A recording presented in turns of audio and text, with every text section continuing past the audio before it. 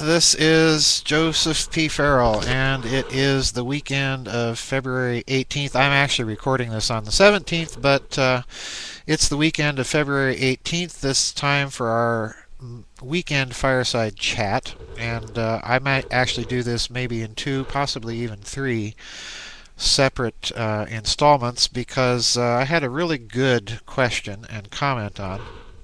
But I had a couple of announcements that I wanted to get out of the way first. The first one is, oh, by the way, you're seeing me kind of dressed up like I might have stepped out of a wax museum. I had to go run some errands today, and when I got home, I was really kind of charged up and wanted to do this fireside chat today and get it out there so that maybe give something to think about during the weekend.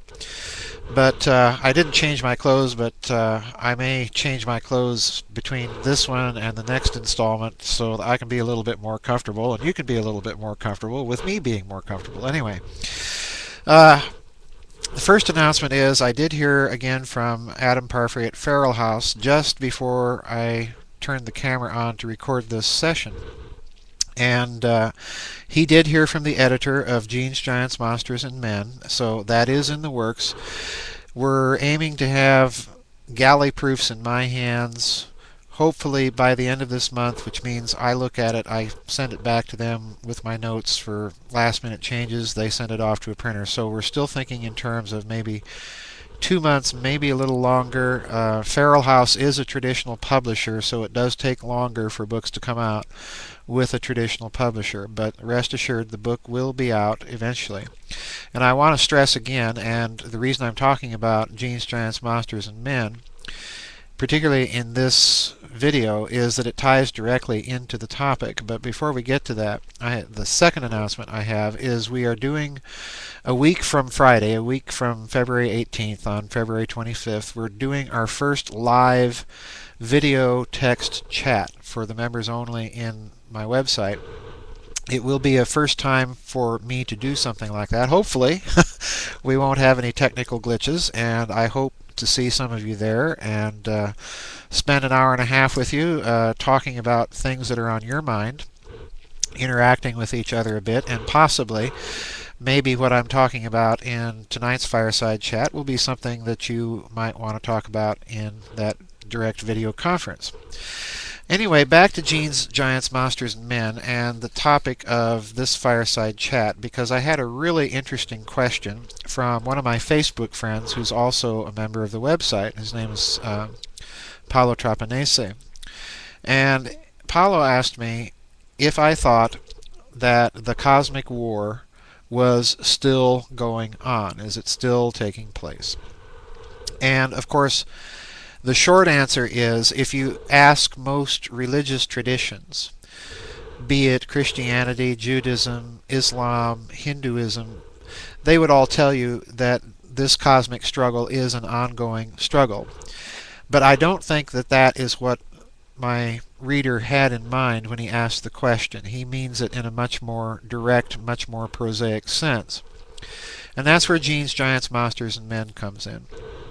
Because if you've been following my books since the Cosmic War, I've been writing a series of books that have been tracing the activities of what I call the post-Cosmic War surviving elites. All right?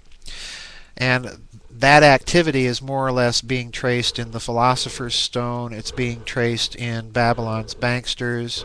It's being traced certainly in Genes, Giants, Monsters, and Men, which I intended as kind of an essay overview of some of the various types of activities that some of these surviving elites got up to. So in other words, it's kind of a succession of each chapter being a little self-contained essay. It's a bit different than my other books. It's kind of setting things up for more books to follow. All right? But in the Cosmic War model, which is the model I have been more or less assuming, I believe that there are, as in all wars, two surviving elites. There's an elite on the side of the victors, and there's an elite on the side of the vanquished that survived. But my model has been to assume in the Cosmic War that the war was so destructive that these two surviving elites with all of their ideological differences and oppositions to each other, were forced to make common cause for a period of time. They were forced, in other words, into a détente, much like after World War II, the oligarchical elites in London and New York, and then the surviving Nazi international, were forced to a certain extent to make common cause in order to rebuild Europe and fight and defend against communism. So in the post-cosmic war period, I am assuming roughly the same model. Now, one reason I'm doing that is that if you examine esoteric tradition, if you examine many ancient legends from different cultures over the world, they describe essentially two brotherhoods, pardon me, or if you will, two elites. One, a white elite and a black elite, a good guys and a bad guys sort of scenario. But in these legends, their activities are described in such a way that they often can be seen as elites if you strip away the sort of legendary language veneer that's been laid over it. And in fact, in the book I'm writing now, which I won't reveal as yet the title of until it's actually at the printer, but this is another book that I'm writing now that will be in that ancient history, science series of books with a deliberate eye to tracking at least one specific type of activity of these two surviving elites. Well, in that book, one of the cultures that I examine very explicitly attributes a specific activity that we would even today consider morally reprehensible, attributes a specific activity to precisely one of these types of elites, if you will, a black brotherhood, if you will, a kind of a conspirators' cabal against the existing order in this particular culture. So if you look long and hard enough, you can see in legends, you can see this type of situation being described. So in that sense, if you take that model of using two surviving elites as a model of examining these legends, then what I think emerges from it is that you have the basis of an explanation for the esoteric tradition that you have a black brotherhood and a white brotherhood. In other words, what I'm saying is, in my opinion, at least as far as I've been able to examine the texts now, in my opinion, what these traditions are really referring to are precisely these post-war cosmic war elites. All right. Now I may change that opinion, and everybody has to understand when I write my books, as I usually mention in the preface to the books, I am arguing a speculation. All right, and anyone can be wrong, and I claim the right to be wrong because there's always the fallacy of a footnote. There's always a certain body of evidence that escapes any author, no matter who they are. But so far, the model has served me well. I don't think that I've had any difficulty applying the model thus far. So it seems to be confirmed by the researches that I've been doing. So that's my first response, Paulo, to your question. Is the cosmic war still going on? And my response is yes.